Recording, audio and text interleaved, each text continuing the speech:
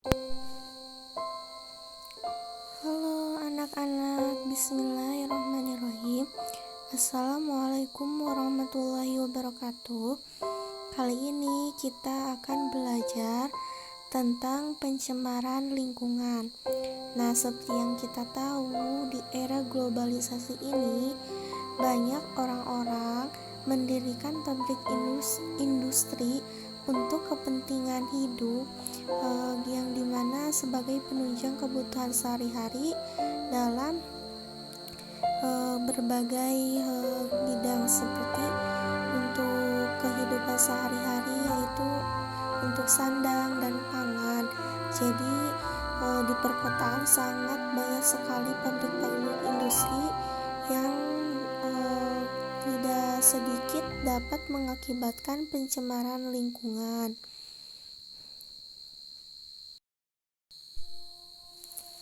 Nah, pencemaran lingkungan itu ada beberapa macam, yaitu ada pencemaran tanah, pencemaran air, pencemaran udara, limbah industri, limbah dapur, dan polusi udara seperti di kota-kota. Nah, semakin banyaknya pencemaran lingkungan dapat mengakibatkan lingkungan sekitar, ekosistem, dan makhluk hidup lainnya akan terganggu. Salah satunya apabila kita tidak menjaga kebersihan, karena kebersihan itu sebagian dari iman. An-nadhafatu minal iman. Jadi kita sebagai seorang muslim harus bisa menjaga kebersihan demi terciptanya lingkungan yang sehat dan bersih. Nah, apakah kalian tahu apa yang dimaksud dengan pencemaran lingkungan? Pencemaran lingkungan merupakan masuknya atau dimasukkannya makhluk hidup, zat energi atau komponen lainnya, baik itu faktor biotik dan abiotik. Zat yang dapat mencemari lingkungan dan dapat mengganggu kelangsungan hidup makhluk hidup disebut polutan. Polutan dapat berupa zat kimia, debu, suara, radiasi, dan panas. Ciri-ciri polutan diantaranya yaitu kadarnya melebihi di atas normal, yang kedua berada pada waktu yang tidak tepat, yang ketiga berada pada tempat yang tidak semestinya. Nah, di sini manusia tidak dapat mencegah pencemaran akibat faktor alam. Nah, apa saja sih yang termasuk ke dalam pencemaran lingkungan? Yang pertama ada pencemaran air, yang kedua ada pencemaran udara, dan yang ketiga ada pencemaran tanah. Nah, sekarang ada pencemaran air. Pencemaran air yaitu masuknya makhluk hidup, zat energi, atau komponen lain ke dalam yang menyebabkan air tidak berfungsi sesuai peruntuknya. Pencemaran air merupakan kondisi air dalam keadaan normal. Ciri-ciri air tercemar yaitu warna, bau, dan rasanya berubah, pH-nya kurang dari 7 atau lebih dari 7. pH air sama dengan 7.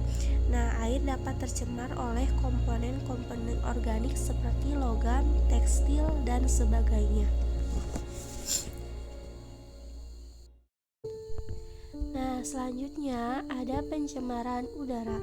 Pencemaran udara adalah kondisi udara yang mengandung senyawa-senyawa kimia atau substansi fisik atau biologi yang berdampak buruk bagi kesehatan manusia, hewan, tumbuhan, dan merusak keindahan alam, kenyamanan, dan properti.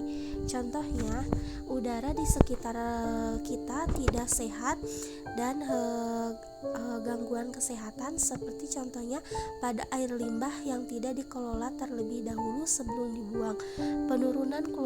Contoh lain yaitu penurunan kualitas lingkungan, seperti contoh yang tadi mendekati pencemaran air, yaitu bisa terjadi disebabkan oleh limbah industri, limbah sampah, dan sebagainya.